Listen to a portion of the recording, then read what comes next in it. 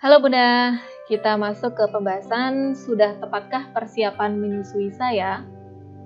Tahap persiapan menyusui itu dimulai dari saat kehamilan, kemudian dilanjutkan pada saat melahirkan, kemudian dilanjutkan lagi pada saat menyusui itu berlangsung. Kenapa persiapan menyusui itu penting? Karena ketika kita siap atau kita sudah siap untuk mempersiapkan proses menyusui, itu kemungkinan keberhasilan kita di saat menyusui itu semakin besar. Karena mau tidak mau kita harus tahu bahwa proses menyusui itu tidaklah mudah. Mulai dari mana? Agar dapat sukses menyusui, WHO atau Badan Kesehatan Dunia itu menganjurkan untuk kontak dengan konselor menyusui. Yaitu yang pertama pada usia kehamilan 28 minggu, lalu dilanjutkan pada usia kehamilan 36 minggu, lalu pada saat inisiasi menyusui dini, lalu setelah persalinan, yaitu selama perawatan di rumah sakit, kemudian dilanjutkan pada saat usia bayi 7 hari, lalu dilanjutkan lagi pada saat usia bayi 14 hari, kemudian pada saat usia bayi 40 hari. Nah, persiapan menyusui saat kehamilan. Selama hamil ini, ibu diharapkan untuk mencari informasi sebanyak-banyaknya, baik dari buku, internet, tenaga kesehatan, maupun dari teman yang sudah berpengalaman. Termasuk dari kesiapan Bunda untuk mengikuti kelas ini. Ini termasuk dari tahap persiapan Bunda untuk kesuksesan menyusui nanti. Nah, tujuannya apa? Tujuannya itu agar Bunda atau ibu tuh siap di masa menyusuinya. Jadi, silahkan untuk Bunda tanya teman saudara atau ke orang tua, dan jangan lupa juga untuk menggali informasi yang sebanyak-banyaknya dari media-media yang dijangkau oleh Bunda. Nah, yang berperan dalam proses menyusui itu ada 3. Yang pertama adalah payudara, kemudian bayinya, kemudian brain atau otak si ibu. 3 poin ini itu saling berhubungan agar bisa sukses menyusui hingga 2 tahun. Sehingga ketika ada permasalahan dalam menyusui, tidak hanya ibu saja yang diperiksa, namun seluruhan, yaitu ibu dan bayinya juga diperiksa. Nah, kita akan mempelajari mengenai anatomi payudara.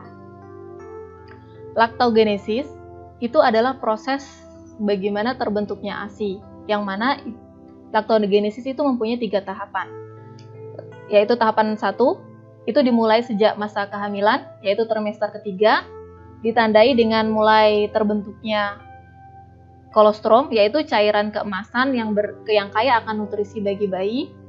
Kemudian lanjut ke laktogenesis yang kedua, itu dimulai dari ketika bayi itu lahir sampai 2-3 hari masa kelahirannya.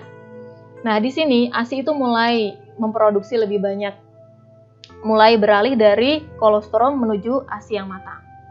Kemudian lanjut ke laktogenesis yang ketiga, yaitu dari 3 hari setelah kelahiran itu sampai usia bayi 2 tahun, yang mana itu sudah merupakan ASI matang. Nah, payudara itu adalah sebuah kelenjar yang terletak di bawah kulit, di atas otot dada. Yang mana payudara ini mempunyai 3 bagian, yaitu bagian utama korpus atau badannya, lalu areola, ini adalah bagian kehitaman di tengah payudara, kemudian bagian ketiga yaitu puting, yaitu bagian yang menonjol yang terletak di puncak payudara. Nah, di dalam korpus ini itu terdapat yang namanya alveoli atau alveolus, yang mana ini adalah bagian terkecil, di mana disinilah ASI itu terbentuk. Nah, beberapa alveolus ini berkumpul itu membentuk lobulus. Nah, beberapa lobulus ini akan terkumpul membentuk lobus atau bagian yang lebih besar. ASI dari alveoli ini nanti akan disalurkan menuju ductus lactiferus, kemudian akan disalurkan ke sinus lactiferus. Kemudian ketika dipompa atau dikenyat bayi, itu akan keluar melalui lubang puting. Ini dia.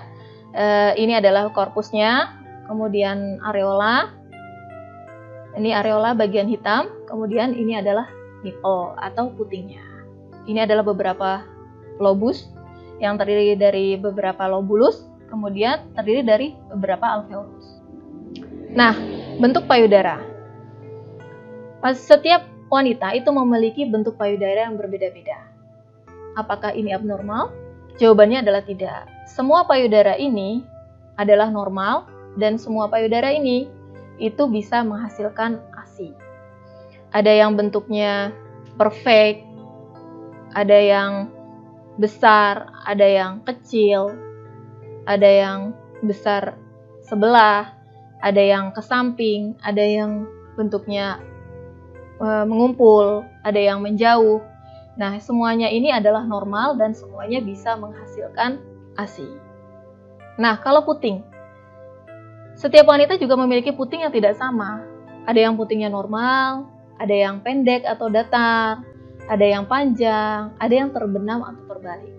Dan biasanya bentuk puting yang selain normal itu akan menjadi masalah bagi ibu yang akan menyusui bayinya.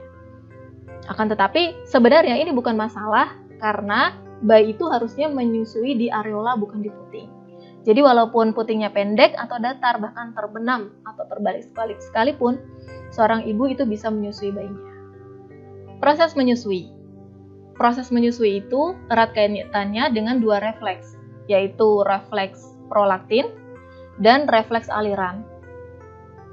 Nah, gimana sih refleks prolaktin dan refleks aliran itu? Kita mulai dari sini.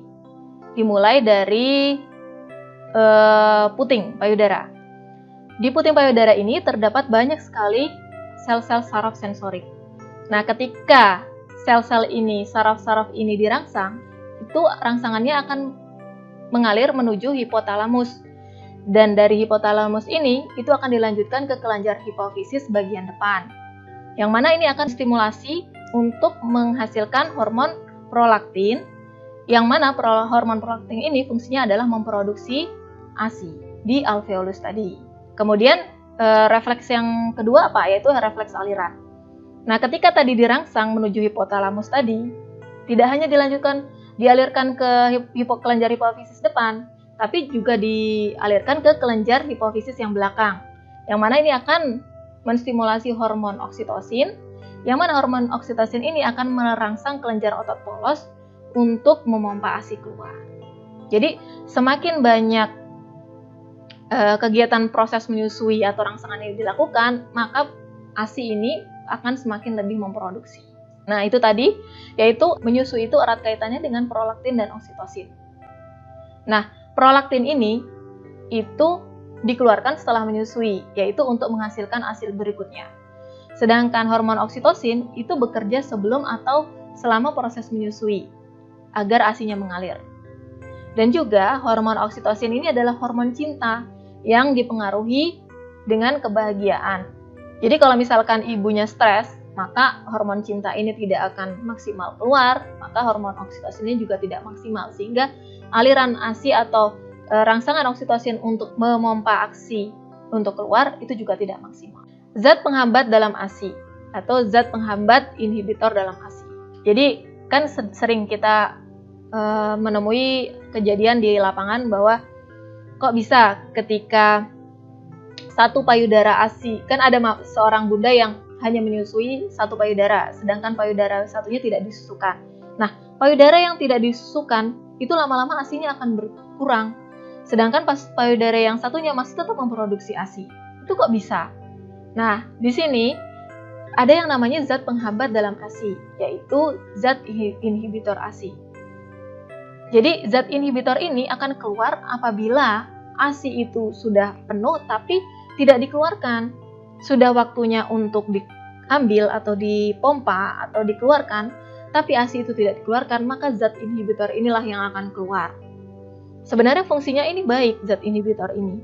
Ini sangat bermanfaat bagi seorang ibu yang mana dia harus kehilangan bayinya, atau ibu yang mungkin harus sakit atau bayi yang sakit sehingga sangat tidak boleh untuk menyusu atau memberikan ASI tersebut. Nah, manfaatnya adalah kalau misalkan tidak ada zat inhibitor ini, maka kan produksi ASI itu kan terus-menerus memproduksi dan itu sangat berbahaya bagi payudara ibu.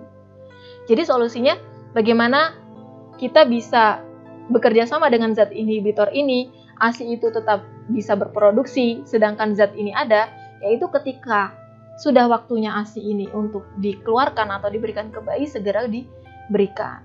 Sehingga kalau tidak, maka zat inhibitor inilah yang akan